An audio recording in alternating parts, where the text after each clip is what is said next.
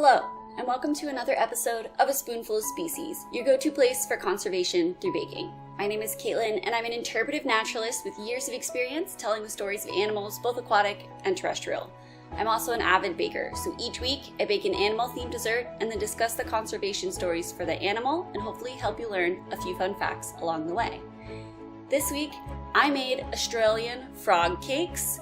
These cakes are a traditional Australian dessert. They came from a specific bakery called the Balfour Bakery, which made them popular back in 1922, and they have been really popular, especially in certain parts of Australia ever since. And they've even been noted by the National Trust of Australia as a part of South Australian heritage. So really, really awesome cakes, and I feel very grateful that I was able to find a recipe and make these for you today.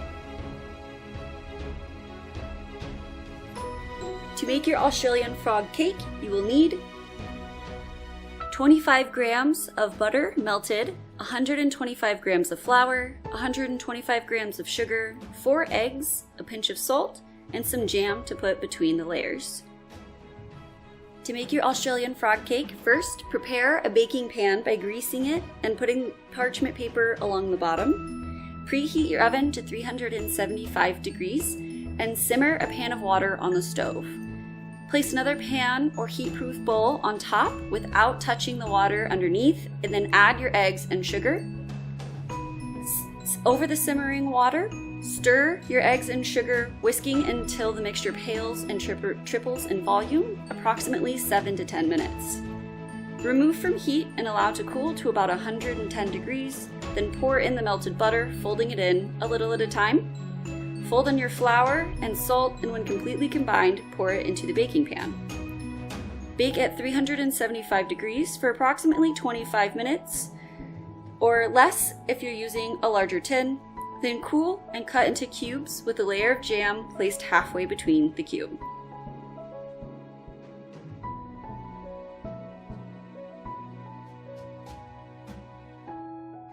There are over 230 species of frogs found in Australia, and many of them, in fact, most of them, are found only in Australia and nowhere else in the whole world, which is really awesome, but it made it really difficult for me to pick a single frog to talk about today.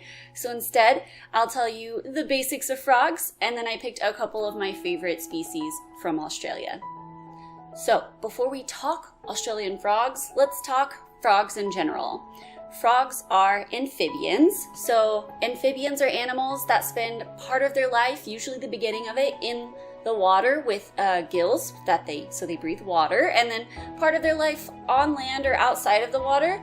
But a lot of times they still spend most of their lives near water, even in the water, but they can breathe oxygen. They can have lungs, and some of them can even breathe through their skin, which is really cool.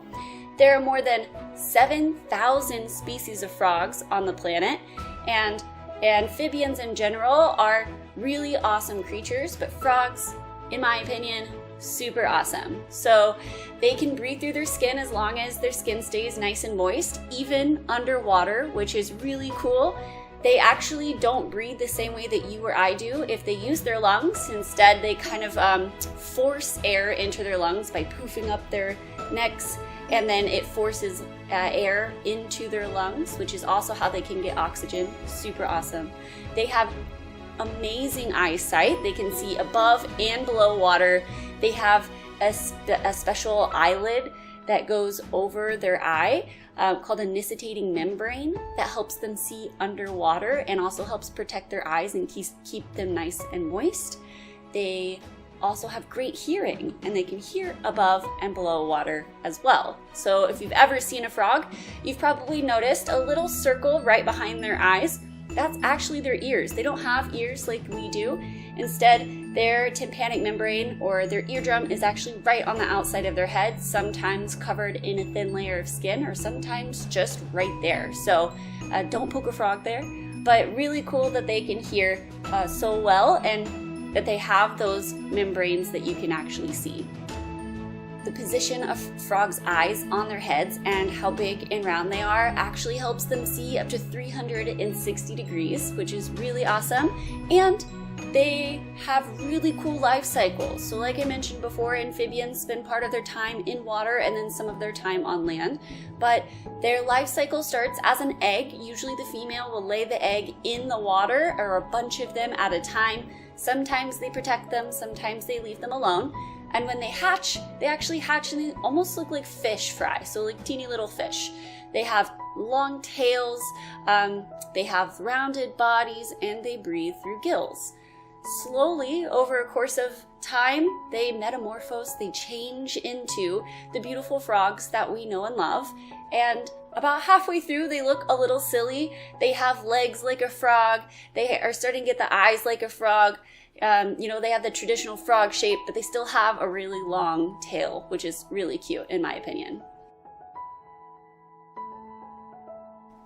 To make your pourable fondant, you will need 2 cups of powdered sugar, 1/2 cup of white chocolate baking chips, 1/8 cup of light corn syrup, 1/8 cup of hot water, and 1/2 teaspoon of vanilla, plus any food coloring you might need to make your frogs whatever color you want to make them.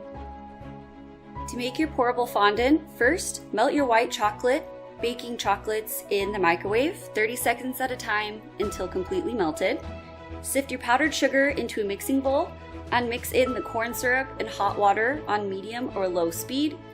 Next, add the melted chocolate and vanilla until completely smooth, and then add any food coloring you want until it is a pourable consistency.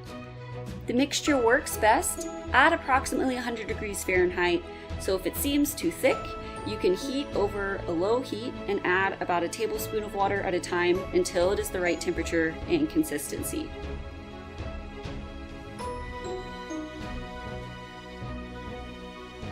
Now, the Australian frogs. Like I said, there are so many species, so it was really hard to choose, but a couple of them that really stood out to me.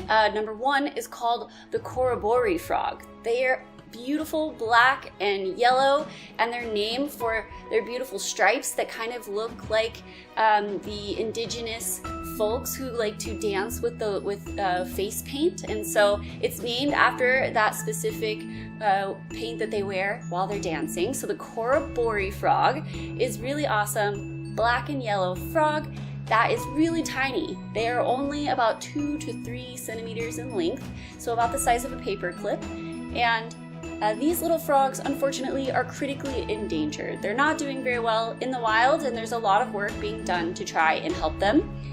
They are cool for, in my opinion, for being poisonous. So they are poisonous, kind of like maybe you've heard of like the poison arrow frog. Those are pretty commonly known as being poisonous frogs, but unlike those poison arrow frogs, these frogs actually make their own poison. They secrete their own toxin.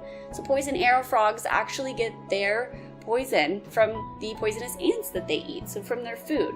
But the pourable frog is one of the only known animals to secrete their own toxin, which is really cool. Pourable frogs and frogs in general are really important to their natural ecosystems. They provide food for some of the animals, but also they help keep algae and leaf litter kind of moving through the area, especially as tadpoles, and they eat a lot of that algae, which means that they help keep our ponds and lakes and rivers and everywhere where frogs live nice and clean. The other frog that I really liked was called the pouched frog. They're really fascinating for a few reasons. One is that they lack kind of webbing between their toes that many frogs have, and 2 is that they climb around. They live in like leaf litter areas, so they climb instead of jumping like most frogs we think of. They also have a really cool pouch. So it extends from right behind that tympanic membrane down to their hip.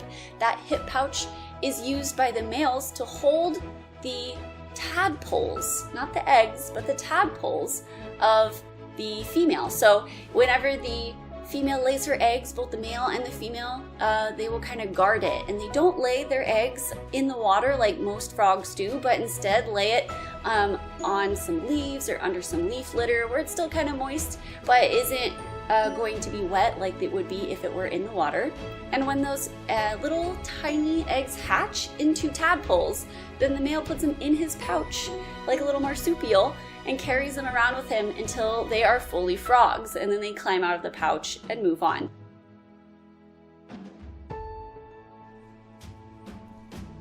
To make your chocolate ganache, you will need 1/2 cup of heavy cream and 1/2 cup of melting chocolates.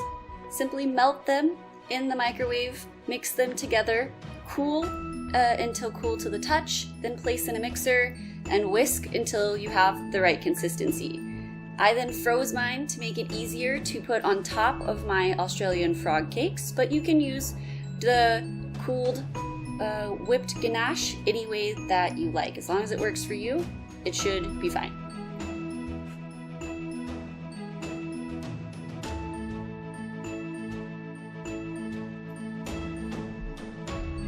To assemble your Australian frog cakes, first cut your cake into cubes, half those cubes and put a layer of jam in between the two. Next, place a dollop of your chocolate ganache on top of the cakes and freeze. Once completely frozen, use that pourable fondant to pour over the top of your cakes, allowing it to cover all of the sides. You might need to use a butter knife to help this process along. Once done pouring the fondant, place back into the refrigerator to cool. Once it is cooled and set, you can use a hot knife to cut the mouths of the frogs out and chocolate chips for the eyes.